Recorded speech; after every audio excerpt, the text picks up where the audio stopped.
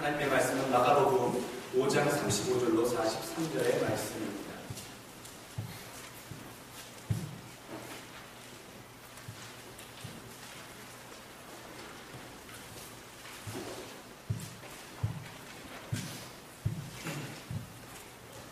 마가복음 5장 35절로 43절의 말씀.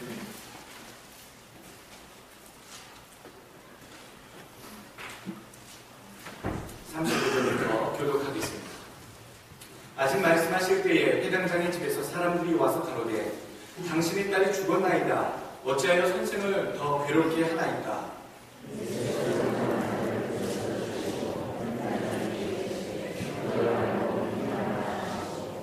베드로와 야고보와 야고보의 형제 요한 외에 있는 아무도 따라오면 허치 아니하시고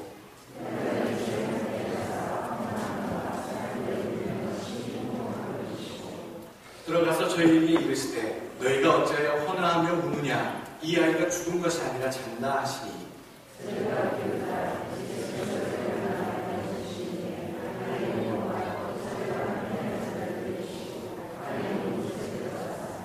그 아이의 손을 잡고 가라사대 달리다붐 하시니 번역하면 곧 손이야 내가 내게 말하노니 일어나라 하시니라.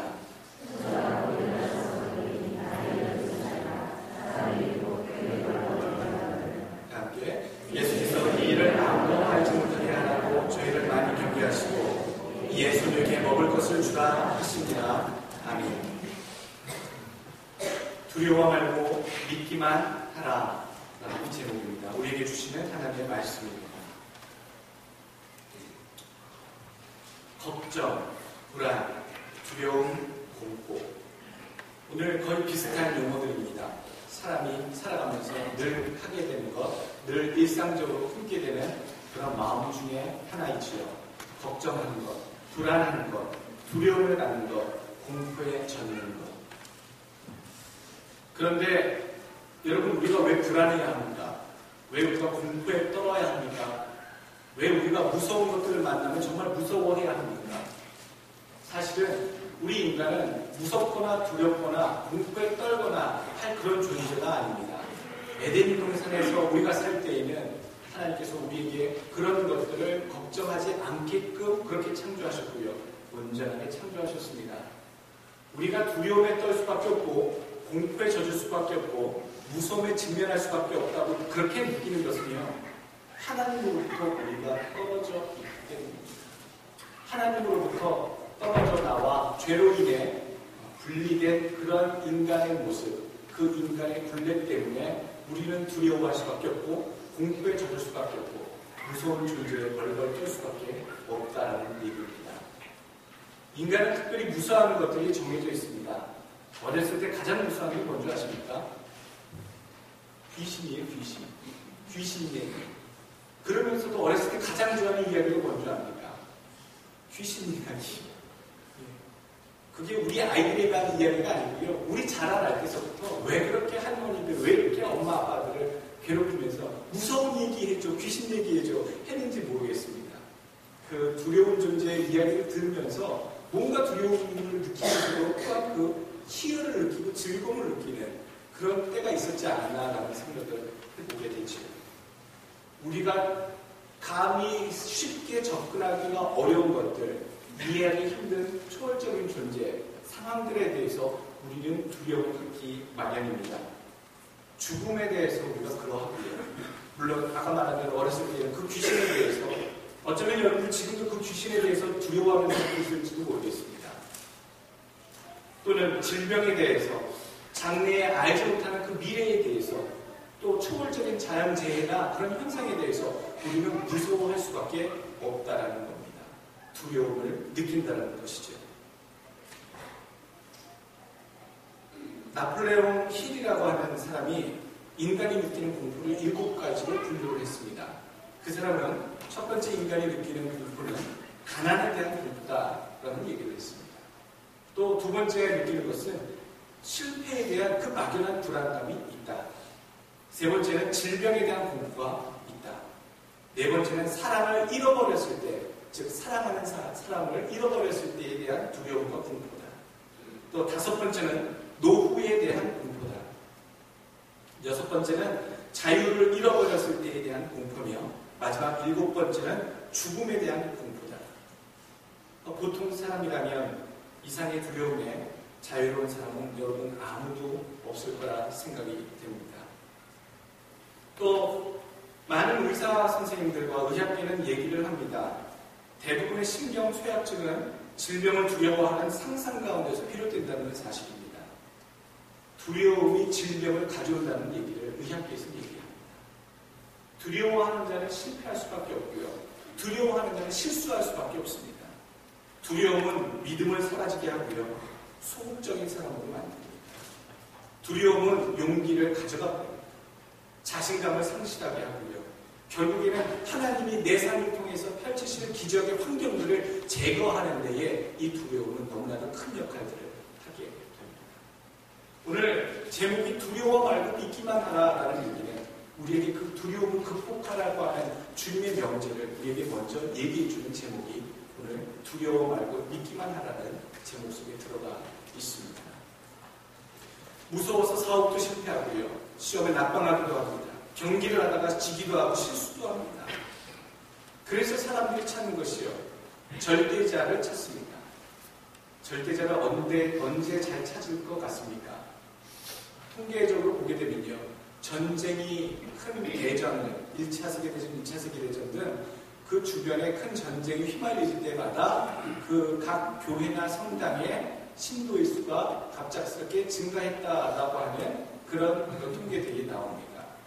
그런 비슷한 통계는 비단 전쟁뿐만 아니라 어떤 사람들이 처했던 상황이 유사한 어려운 상황들을 만났을 때에 그 종교적인 힘을 빌어서 절대자를 의지하려고 하는 그런 사람들이 더 많아진다라고 하는 통계를 우리는 발견할 수 있다는 것이죠. 한국의 1997년에 IMF 경제공황이 찾아왔을 때 갑자기 교회가 부흥되기 시작했습니다. 여러분 어떤 의미의 부흥인 줄 아십니까? 헌금이 늘었다는 얘기는 안 합니다. 그러나 헌금을 늘지 않았지만 정말로 많은 사람들이 갑자기 교회에 쏟아들어져 와서 기도하기 시작했고 새벽 기도가 많은 사람들이 나와서 기도하기 시작했다는 이야기. 경제적인 어려움이 사람들을 하나님을 찾게 하는 그런 요인이 되었다는 증거가 됩니다. 비단 기독교나 천주교의 문제만은 아닌 것 같습니다. 절대자를 찾는다고 하면서 하나님을 찾으러 나오는 사람도 있었지만 사실 하나님 외에 다른 종교, 불교나 또 우상이나 점쟁이를 찾는 사람들도 많았다고 얘기를 하고 있습니다. 그것은 무엇을 얘기합니까? 두려울 때에 사람이 공포에 젖을 때는 절대자를 찾는 것이 본성적으로 나타나게 되는데 그 절대자를 찾을 때에 어떠한 자는 하나님을 제대로 찾아오기도 하지만 어떠한 자는 잘못된 우상들을 찾아가거나 점쟁이를 찾아가서 자기의 운명을 알아보거나 의탁함으로써 자기의 그 두려움을 제하려고 하는 노력들을 한다라는 그러한 사실입니다. 여러분 예수를 믿을 때 가장 큰 점이 뭔 줄 아십니까? 바로 이 두려움입니다. 이 두려움을 극복하는 것, 이것이 내 믿음을 반대로 증대시키고 크게 하는 첫 번째 비결 중에 하나가 두려움 극복에 대한 이야기입니다. 오늘 본문에 대한 이야기는 우리에게 두려움이 얼마나 우리 믿음에게 큰 악영향을 미치고 상관하는지에 대해서 얘기해주고 있습니다. 워즈워드라고 하는 사람의 마지막 이야기가 있습니다. 두려움은 1000개의 눈을 가지고 있어서 당신의 마음을 괴롭힌다.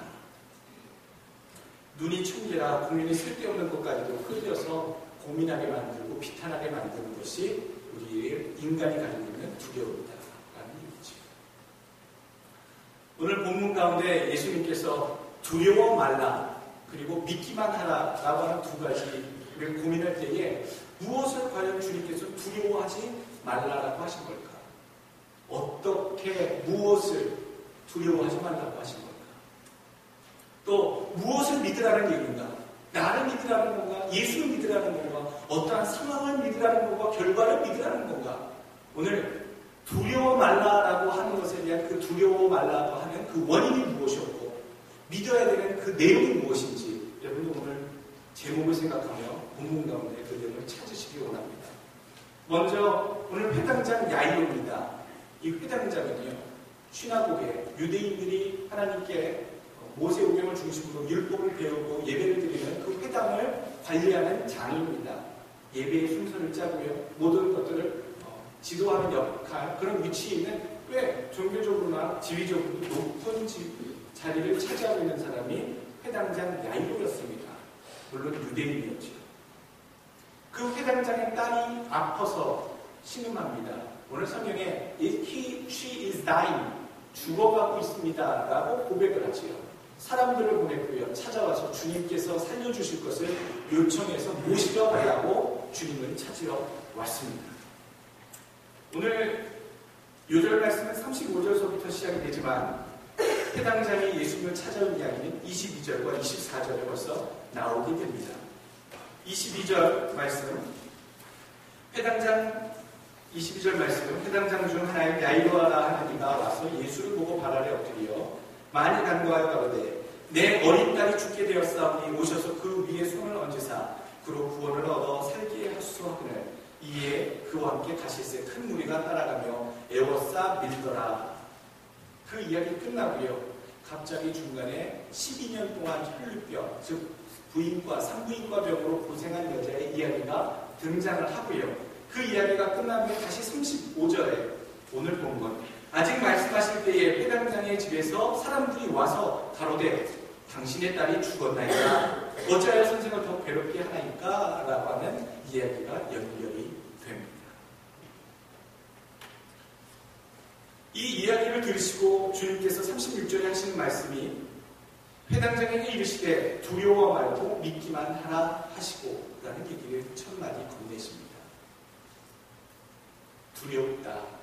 회당장이 무엇을 두려웠을까요? 바로 여러분 상상하시는 대로 이 딸의 죽음, 죽었다라고 하는 그 이야기에 대한 그것을 받아들여야 되는 아빠로서의 그 고민, 딸이 죽었음에 대한 그 사실을 인지하고 받아들여야 되는 그 상황에 대한 두려움, 부정하고 싶은, 그렇게 아팠지만 사랑하는 딸이 죽었다고 죽을 수가 없어, 내 사랑하는 딸이 결코 그럴 수가 없지 라고 하는 그런 어떤 절박한 심정, 그것을 맞닥뜨려야 되는 것에 대한 두려움이 이 아이들에게 상식적으로 아마 있었을 거라는 생각이 듭니다. 딸의 죽음을 받아들이기 힘들었겠죠. 그것이 두려웠겠죠. 그래서 주님께서는 얘기하십니다. 두려워 말라. 상실했다는 것, 더 이상 죽음이라는 한계를 넘어서 어쩌면 이 예수님조차도 살아계실 때에 내 딸을 만지셨다면 아마 가능했을 텐데 이제 더 이상 어쩔 수 없구나 라고 하는 그것을 또 받아들여야 되는, 그것을 생각하는 야이로, 아무것도 이제 죽어버려서 해줄 수가 없겠구나 이 아비로서 이렇게 생각하는 야이로, 많은 생각을 아마 야이로가 했었을 겁니다. 그 두려운 마음, 주님께서 그것을 향해 두려워 말라라는 얘기를 해주고 계시죠. 이제 죽었다고 하는 사실을 받아들이는데 두려워하는 마음, 그리고 그 죽음 자체를 이제 더 이상 어찌해줄 수 없다라고 하는 그 사실에 대한 그 두려움, 이런 모든 것들에 대한 두려움에 대해서 너는 두려워하지 말고 믿기만 하라 라고 얘기하시고 계시다. 그러면 주님 뭘 믿으라는 겁니까? 뭘 믿으라는 겁니까? 오늘 본문을 통해 주님께서 무엇을 믿으라는 얘기는 본문 전체를 통해 서서히 나타나게 됩니다. 무엇입니까? 병을 낫게 해주실 뿐만 아니라 이미 많은 사람들을 기적으로 권능의 손으로 병을 낫게 해주신 그 예수님이 병만 낫게 해주실 만한 그런 분이 아니라 오히려 병뿐만 아니라 죽음까지도, 이미 죽은 자까지도 다시 살려내실 만한 권능이 계신 분이신 것을 네가 믿으라는 얘기죠. 지금 너무 아파서 죽게 되었다고 그 문제를 더 이상 해결하지 못하실 분이 아니라는 사실을 네가 믿으라는 얘기죠. 그 사실을 믿을 때에 예수님께서는 야이로의 딸에게 다시 살아나는 기적을 베푸시게 됩니다. 그리고 더 나아가서요, 이 아이가 살아나는, 내 딸이 구원받았다라고 얘기하실 때에 이 아이를 살려주시는 것뿐만 아니라 회당장 야이로의 가정을 모두 구원하시는 하나님의 놀라운, 예수 그리스도의 놀라운 사역이 그 가정에 온전히 펼쳐진다는 얘기죠. 오늘 본문을 보면서 조금 먼저 궁금한 것들을 의문점이 나는 그런 내용들을 여러분 살펴보셔야 될 것 같습니다. 왜 이렇게 하셨을까? 왜 이런 일들이 벌어졌을까? 그런 것들이 한 3-4가지 나오는데 여러분 상식적으로 예수님이 우리가 볼 때 이해가지 않는 질문들을 하시고 행동들을 말씀들을 나누시는데 거기에 대한 것들을 먼저 잠깐 살펴보시면 오늘의 교훈, 오늘의 우리에게 주신 교훈들이 숨겨져 나오게 됩니다. 35절에 그 첫 번째 의문이 나옵니다. 어찌하여 선생을 더 괴롭게 하나이까? 왜 이 사람들은 예수님을 괴롭게 한다라고 생각을 했을까? 지금 죽어가는 아이를 살리러 이미 진행 중에 계신, 찾아가고 계신 예수님을 이미 죽어버렸다는 사실을 알면서도 그 집까지 이끌고 오는 것은 예의에 어긋난 일이다라고 생각한 것일까요? 예수님에 대한 배려일까요? 존중의 의미일까요? 더 괴롭게 하지 말자라고 하는 이 표현은 과연 어떤 의미일까요? 근데 이것은 예수님에 대한 사람들의 배려가 아니라는 것을 분명히 성경은 보여줍니다. 사람들이 예수님께 대해서 더 이상 수고롭게 이미 그 아이 죽었으니까요. 주님 오실 필요 없습니다. 이제 주님도 어떻게 해결하실 그런 문제가 아니기 때문에 그 회당장의 집에 오셔서까지 수고하실 필요 없습니다. 더 괴로움 당하지 마십시오라고 하는 의미에서 예수님을, 선생님을 더 괴롭게 하나이까라고 회당장에게 사람들이 얘기한 것이라는 것이지요. 그 예수님을 배려하기 위해서 한 것처럼 보이는데 오늘 본문에서는요. 잘 보시면 이 사람들이 어떠한 사람들이었는가를 보시면 예수님을 어떻게 평가하고 바라봤는지에 대해서 답이 나옵니다. 35절 이 회당장 야이로에게 와서 아니 죽었습니다라고 했던 그 사람들은요. 35절에 나온 이 사람들은요. 38절에 울며 심히 통곡하는 사람들이었고요. 정말 가슴을 아프게 이웃의 아픔을, 친척의 아픔을 같이 아파해주는 그런 사람이었고요.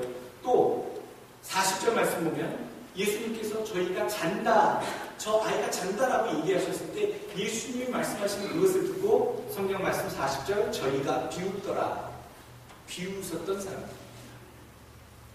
즉 예수님에 대해서 어느 정도 기대를 하고 있습니다만 예수님께서 죽은 자까지 살리실 수 있는 그런 큰 권능이 있으시리라고는 전혀 생각지 아니하는, 그냥 어느 정도의 기대감을 가지고 또한 어느 정도의 신망감도 가지고 있는 그저 그런 기대감과 신망감에 있는 사람들, 그런 사람들이었다는 것이죠. 그래서 오늘 35절에 나오는 우리 저 선생님을 더 괴롭게 하지 마소서 라고 하는 요 표현은요, 그 예수님을 괴롭게 하지 말라는 그 얘기가 아니라 전념하시라는 얘기입니다. 이미 아픈 아이를 살리는 것이 우리의 목적인데 죽어버렸으니까 저 사람 더 이상 괴롭게 하지 말고 포기하자라고 하는 그 이야기를 회당장에게 사람들은 지금 하고 있다는 거죠. 그리고 그것은 불신앙의 표현이었습니다. 예수를 그 이상은 더 못 믿겠다는 얘기죠. 아픈 자를 낫게 해주는 건 우리가 많이 봤기 때문에 알 수 있어서 가능성이 있지만 죽어버렸는데 저 사람이 더 이상 무엇을 어떻게 하겠느냐라고 하는 그 사람들의 막연한 예수님에 대한 믿지 못하는 것, 그 능력을 알지 못하고 주님을 제대로 알지 못한 자들의 모습이 오늘 35절에 나오는 겁니다. 어느 정도 답이 되셨을 수는 있습니다. 36절에 두 번째 의문이 나옵니다. 두려움과 믿음, 두려워 말라, 그리고 오직 믿기만 하라 하셨는데, 그럼 두려움과 믿음은 공존하는 것이냐? 아니면 두려움이 없어지면 믿음이 생기는 것이냐? 아니면 믿음이 온전하면 두려움이 없어지는 것이냐? 많은 것들이 우리에게 생각을 해보게 합니다. 근데 오늘 이 두려워 말고 믿기만 하라라고 하는 이 표현을 통해서 이전에 나왔던 예수님의 표현이 있습니다. 마태복음 8장 26절 보게 되면요. 예수께서 이르시되 어찌하여 무서워하느냐? 자, 믿음이 적은 자들아 하시고 곧 일어나서 바람과 바다를 꾸짖으시되 라고 나오지. 12 제자가요.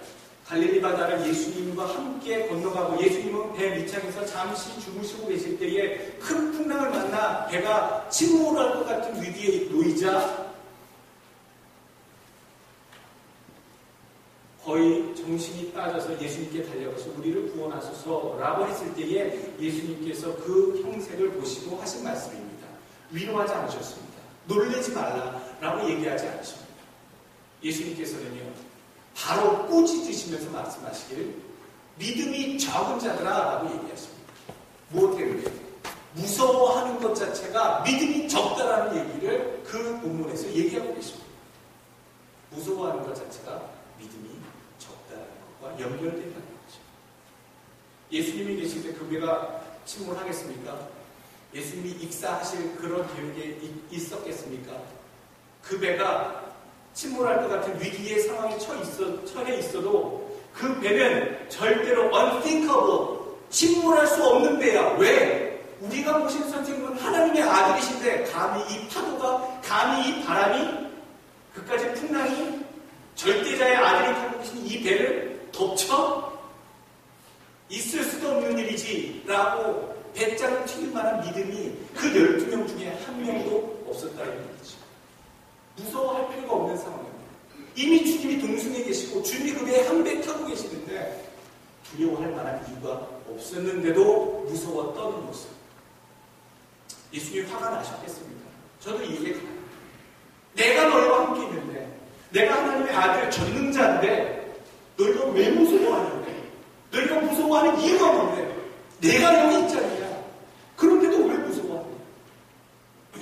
예수님의 마음이 된다면 정말 이 믿음 없는, 같이 그 배에 동승하고 있는데도 불구하고 두려워하는 자들을 통해 예수님이 화내신 이유를 알만하다는 거죠. 다시 말해서 오늘 성경에서 말하면 두려워하는 것, 무서워하는 것은요, 무엇이 없다라는 증거가 됩니까? 바로 믿음이 아직도 한참 부족한다라는 얘기입니다. 여러분, 어렸을 때 저는 귀신 얘기 듣거나 또 귀신에 대한 어떤 상황이나 오래된 흉가나 패거나 시골에 가게 되거나 귀신이 나올 것 같은 그런 생각을 하게 되면 꼭 이런 생각을 합니다. 귀신이 있으면 뭐? 네가 나를 죽일 수 있어? 기껏해서 나타나서 놀래키게 만들고 무섭게 만들고 그거밖에 더 해? 네가 나를 어떻게 해?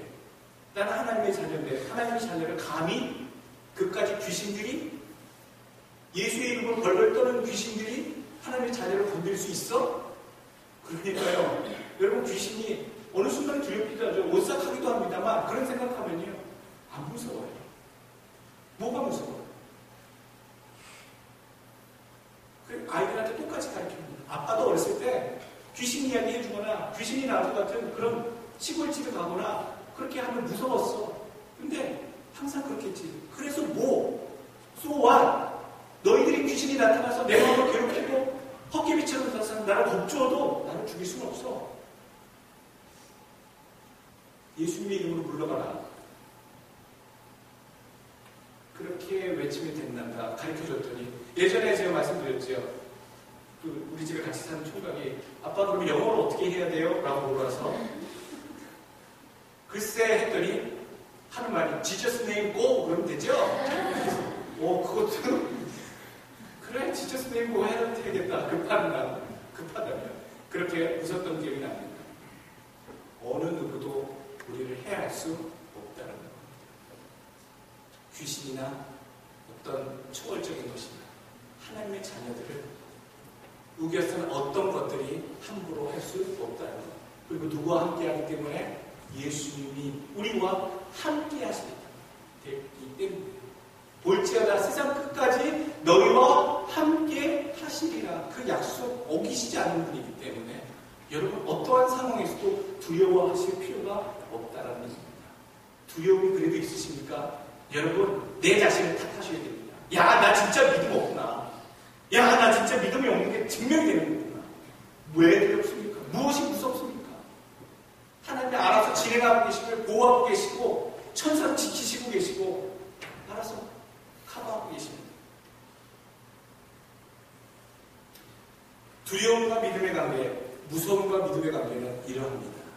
내 믿음을 여러분 한번 살펴보시고 얼마나 부족한지 아직도 바꿔야 될지에 대해서 걱정거리가 있는지, 공포가 있는지, 불안이 있는지 생각해 볼 수 있는 계기가 되시길 바랍니다.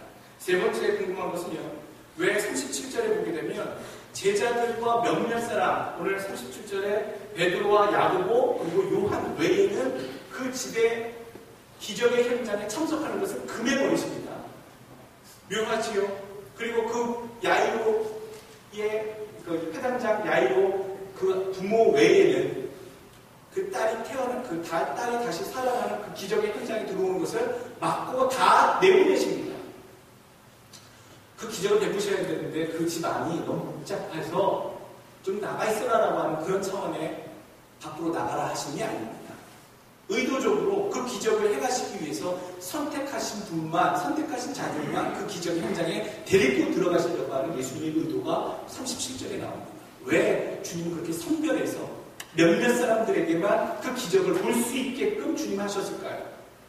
하나님의 아들이 죽은 자를 살리는 그 놀라운 역사는 많은 사람들이 보면 볼수록 그 자리에서 하나님은 와 살아계시구나, 저분이 예수 그리스도 맞구나 라고 증거가 되고 소문이 나는 큰 더 도움이 되는 환경이 조성될 텐데 왜 예수님께서는 굳이 몇몇 사람들만 굳이 야이로의 딸을 살리는 그 현장에 데리고 들어가셨을까요? 왜 제안하셨을까요?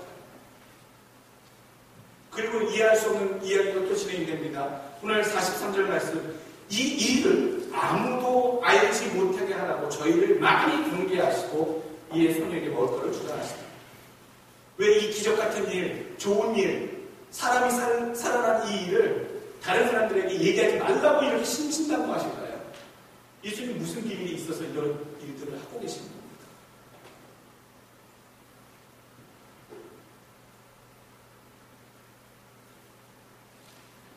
오늘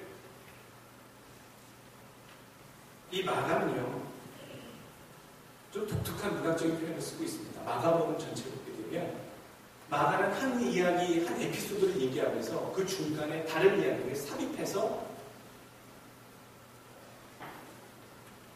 액자구조 형식이라고 그러죠. 이야기를 시작했는데요. 그 중간에 다른 상관없는 이야기를 중간에 집어넣고 또다시 앞에 이야기했던 것들을 계속 이어나갑니다. 그러면서 그 이야기를 서로 상관이 없어 보이는 이야기를 서로 연관시켜서 숨어있는 그 가르침, 교훈을 전달하고자 하는 그런 문학적인 기법들을 많이 썼습니다. 오늘 본문, 이 5장의 이 부분이 사실 그런 모습의 전형적인 스타일입니다. 앞에 22절에서부터 회당장이 찾아와서 딸을 고쳐주십시오 라고 하는 이야기가 있는데 그 중간에 갑자기 12년 동안 산부인과병, 혈루병을 앓았던 이야기, 그 여인의 이야기를 해주고 그 이야기가 끝나자마자 바로 그 아이가 죽었습니다. 그 아이를 살리시는 이야기로 연결이 되고 있다는 것이죠. 왜 이렇게 중간에 이야기를? 목사님 그거야. 그 사건이 지나가는 예수님이 야이로의 딸을 찾으러 가시는데 그 중간에 이 일이 일어났으니까 그 이야기가 중간에 삽입된 거 아니겠습니까? 시간적인 순서에 따라 들어간 거 아니겠습니까? 물론 그렇게 보실 수도 있습니다. 마가복음뿐만 아니라 누가복음에도 똑같은 순서로 나옵니다. 그런데 굳이 이 야이로의 딸을 구하는 그 이야기가 끝난 다음에 그 지나시는 도중에 이 혈루병 여인을 구하신 이야기를 집어넣지 아니하고 중간에 이 혈루병 여자가 구원받는 이야기를 집어넣은 것은 마가를 통해서 성령께서 우리들에게 일관되게 가르치시고자 하는 믿음의 교훈이 숨어있다는 얘기입니다. 그 믿음의 교훈이 무엇입니까? 바로 믿음의 기적의 역사는요, 흔하게 아무 사람들에게 그렇게 받아들여질 만한 그런 값어치가 흔한 것이, 가벼운 것이 절대 아니다라는 얘기입니다. 하나님의 놀라운 역사, 기적은요, 마음으로 기대된 자들, 준비된 자들, 믿음으로 그것을 받을 만한 자들에게여야지만 하나님의 역사가 의미가 있고 기적이 큰 일들을 감당한다라고 하는 것을 우리들에게 보여주고 있다는 것이죠. 혈루증하는 이 여인 24절 말씀 보시죠. 이에 그와 함께 가실 때 큰 무리가 따라가며 애워싼 밀더라. 애워싼 밀치고요. 막 그러면서 그 사이에 여자가 손을 대는 거예요. 예수님의 몸에 손이라도 되면 옷을 만지면 병이 낫겠다라고 하는. 그러니까 하나님의 기적이 공식적으로 예수님이 지도하시고 인도하시는 가운데 하나님의 기적이 눈앞에 사람들이 집중되어서 나타난 것이 아니라 그냥 밀치고 멀치고 움직이고 이동하면서 야이로의 집에 가면서 어쩌다가 그 여자에게 기적이 나타나 버렸는데 그것이 하나님의 능력이 나타나는지 안 하는지에 대해서 사람들이 잘 모르는 상황에서 그 의미를 잘 모르는 상황에서 우연치 않게 일어나는 것처럼 오늘 본문이 전개되고 있다는 거죠. 이 혈루병 앓는 여인이 구원받은 이야기는 예수님께서는 이것을 피하셨습니다. 이것을 원치 않으셨습니다. 하나님의 기적이 그냥 많은 사람들의 눈에 그냥 멋진 마술쇼처럼 보여지는 것을 주님은 원치 않으셨다는 것이죠. 이야 대단하구나. 이야 놀라운 일이 벌어졌구나. 냈지. 그냥 거기서 보고 영을 즐기는 사람들은 주님께서 원하지 않으셨다는 거예요. 기적을 보고 놀라운 기적과 역사를 보고요. 그것이 하나님이 하셨고 그 기적을 베푸시는 저분은 바로 하나님의 아들이 맞구나라고 하는 그런 믿음의 열린 마음이 준비된 자들 그들에게만 그들이 이어야지만 하나님의 기적의 역사를 받을 수 있다. 주님께서는 여기신 것 같습니다. 그래서 이제 사실 예수님께서는 죽은 자를 살리신 그 기적을 3번 신약성서 가운데 성경 가운데 드러내시는데 나인성 과부의 아들을 살리시는 경우 그 나인성 과부의 그 이야기는요 누가복음 7장에 나옵니다. 또 죽은 나사로를 제가 아끼던 나사로를 살리시는 것도 나오지요. 그리고 오늘 회당장 야이로의 딸을 살리시는 것도 나옵니다. 그런데 이 다른 죽은 자들을 살리는 것들은 그 죽은 자가 살아났다라고 하는 그 결과 때문에 수없이 많은 자들이 소문이 나고 그 이야기가 퍼져나가서 예수님에 대한 이야기가 세상에 널리 퍼지는 계기가 되었다는 것이죠. 그런데 긍정적인 복음의 증거가 되는 계기가 아니라 예수가 하나님의 능력으로 하나님의 아들이라고 하는 그 예수가 사람을 살렸대라고 그 소문이 퍼지면서 오히려 예수님에 대해서 경계하고 예수님에 대해서 정말 유명한 마술사구나 유명한 선생이구나 라고 하는 정도의 그런 인기를 누리게끔 하는 주인공으로 예수님께 대한 소문이 퍼져나갔다는 것입니다. 그러니까 예수님이 하나님의 보내신 메시아로서의 소문이 퍼져나간 것이 아니라 저 사람이 사람을 살렸다며 라고 하는 이벤트를 벌인 주인공으로서만 소문이 났다는 것이죠. 거기에 대해서 주님께서는 많은 고민과 기도를 하셨던 것 같습니다. 그래서 오늘 이 회당장 딸을 구하는 이 자리만큼은 이미 예수님께서 저들 어떤 사람들의 모습을 봤습니까? 비웃는 사람들 그리고 예수님 괴롭게 하지 마시옵소서라고 야이로에게 와서 얘기하는 그 사람들의 모습을 딱 보고 내 기적을 보여줘도 죽은 아이를 살리는 것을 내가 행하여도 저런 사람들에게는 별 의미 없겠구나라고 하는 주님의 선별된 작업이 이미 진행되고 있었다는 얘기죠. 그래서 우리 눈앞에 펼쳐진 기적들이 흔한 것 같습니다만 여러분 하나님의 기적을 체험한다는 것 그것 자체가 영광스러운 겁니다. 내 삶에 놀라운 일이 이건 정말 하나님의 일이구나 라고 하는 일들이 펼쳐진다는 것, 나타난다는 것 자체가 그 현장에 내가 있는다는 것 자체가 큰 축복이라는 걸 느끼죠. 여러분 그 주님이 부르시는 기적의 현장 속에 여러분 늘 초대되어 준비되시는 믿음 되시길 주님 축원드립니다. 오늘 마지막 질문입니다. 예수님은 왜 재촉하지 않으셨을까? 사람이 아프다고 하는데 죽어간다고 하는데 그 소리 들으면 여러분 어떻게 하십니까? 택시자가 타야지요. 뛰어야지요. 다른 건 밀치고 나오라고 뛰어갔어야지. 그런데 오늘 예수님이 물론 그런 마음이시겠습니다만 오늘 예수님 참 여유로워 보이십니다. 서두르지 아니하십니다. 그래서 결국 그 아이 죽었다는 소식을 갖고 사람들이 다시 왔습니다. 그 부모 마음은 그때 어떻게 했었습니까? 상식적으로 이 선생님의 이 아이가 죽기 전에 집에 당도하면 기적같이 살 수 있을 것 같아요. 조금만 더 빨리 모시면 좋겠다. 조금만 더 빨리 가시면 좋겠다. 조금만 더 빨리요. 주님 빨리요. 애가 죽을 것 같은데 빨리요. 급해요. 라는 상황인데 주님께서 너무나도 여유를 부리시고요. 게다가 혈루병 하는 그 여자를 치유하시고서 그 교훈을 또 사람들한테 교훈을 하시고 저 여자는 저 믿음 우리들이 구원할 거다 뭐 이러면서 또 그 중간에 막 설교하고 계시고 막 뛰었겠죠. 여러분 그 부모의 마음은 어떻겠습니까? 애가 지금 죽어가고 있는데 그 두려운 거예요. 애가 죽어가고 있는데 주님께서 여유를 부리시고 있어요. 근데 정말 죽었어요. 그 소식이 왔어요. 두려움이 났겠지.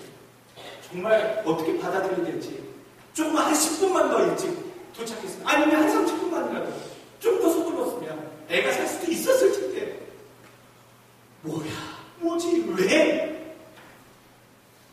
저도 이해가 안 갑니다. 언뜻 보면 이해가 안 갑니다. 주님 왜 그렇게 여유를 부리셨을까? 근데 여러분들 오늘 보시니까 이해가 가시죠? 내가 야이로였다면 이해가 안 갔을 텐데요.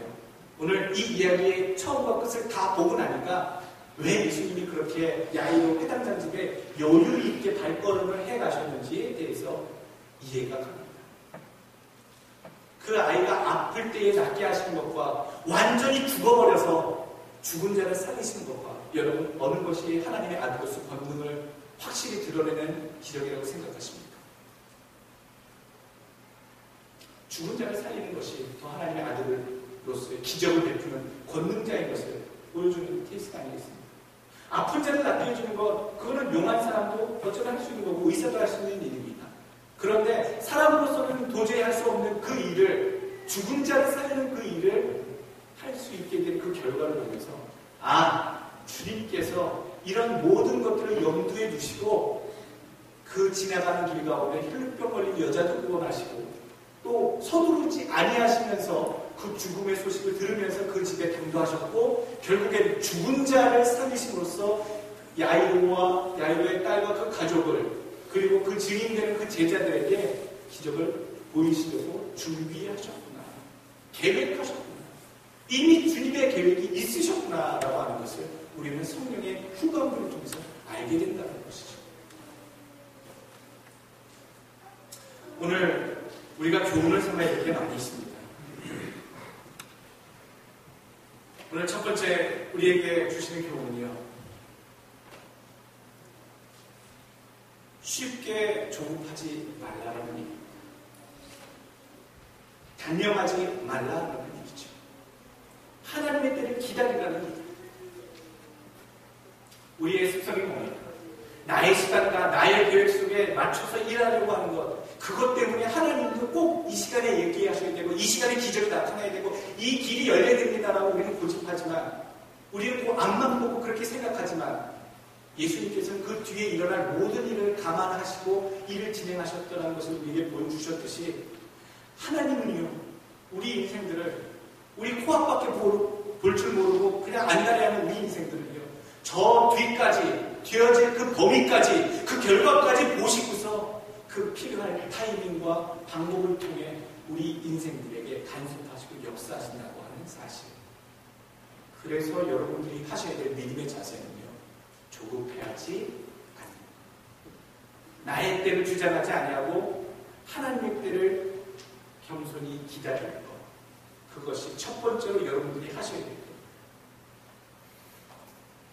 또 두 번째 우리에게 주님 요구하시는 교훈이 가르치는 뭡니까? 주 안에서 무서워하지 않는 것, 즉 담대한 것을 우리에게 요구하십니다. 무서워하는 것은 무엇의 증거라고 했습니까? 내가 믿음이 없다라고 하는 증거예요. 두려워하는 것, 떠는 것, 공포에 쩌는 것, 그만큼 내가 믿음이 없다라는 거예요. 절대자들만 절대적인 믿음이 없다라는 얘기지요. 이 여인네가 주님을 다가갈 때 얼마나 두려워했는지 아시지요?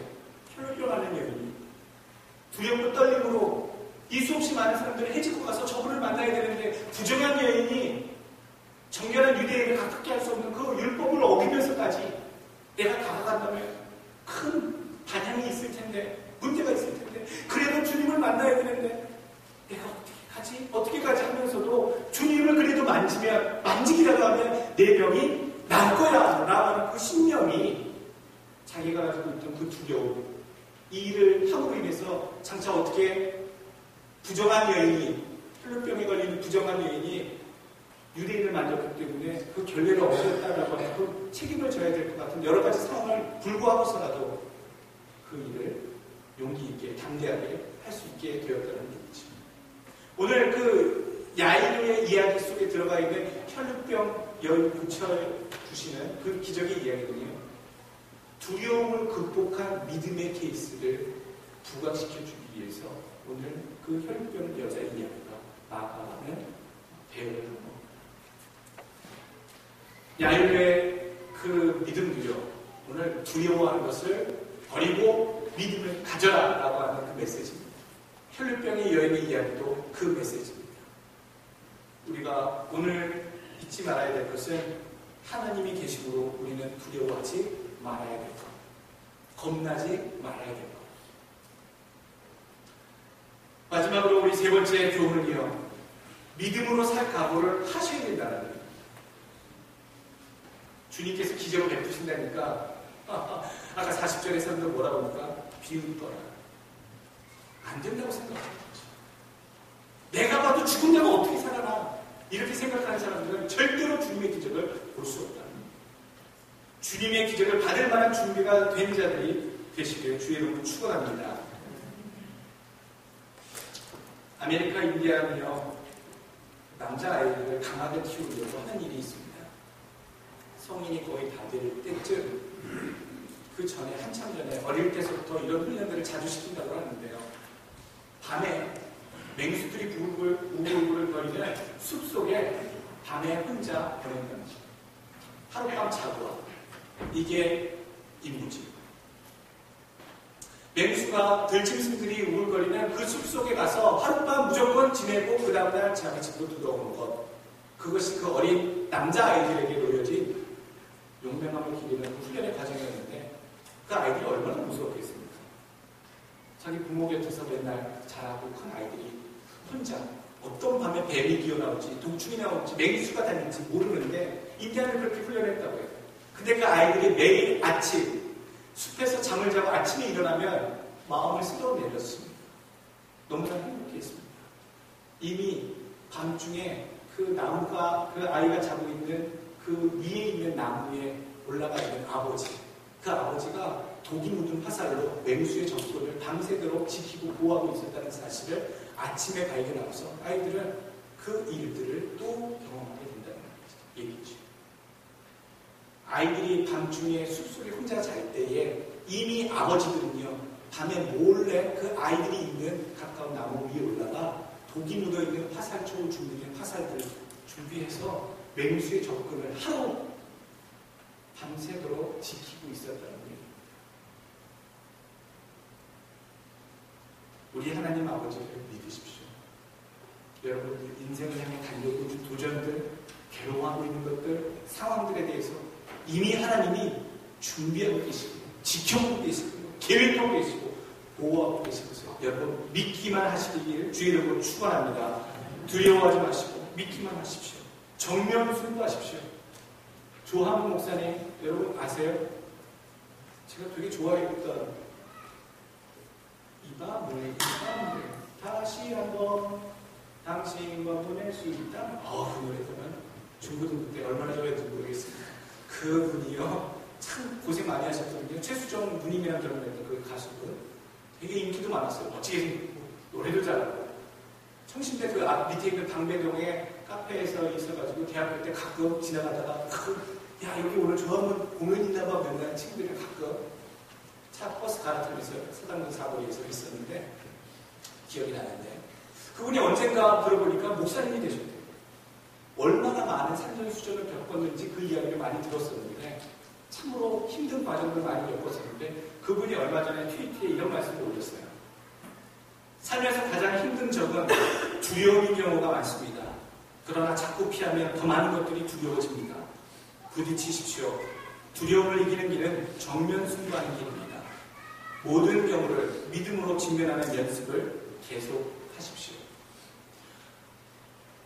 성경의 말씀도 저한테 참 의미가 있는 말씀이지만요, 제가 좋아했던 이 가수 출신의 목사님이 산전수전 겪은 파란만장한 그 인생을 참 겪었던 그 이야기를 아는, 그 인생 스토리를 아는 그 팬으로서의 이제는 목사님 되셔서 하시는 이 말씀이 어떤 의미인지, 그 두려움을 직면하는, 믿음을 가지고 직면하는 훈련을 하라고 이 말씀이 얼마나 큰 도전이 되는지 모르겠습니다. 여러분, let your faith bigger than your fear. That's the key for everything. 여러분들이 가지고 있는 그 믿음을 두려움보다 더 크게 만드십시오. 더 큰 믿음을 가지십시오.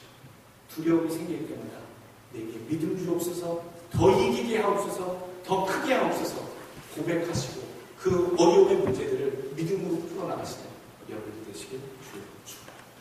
기도하겠습니다.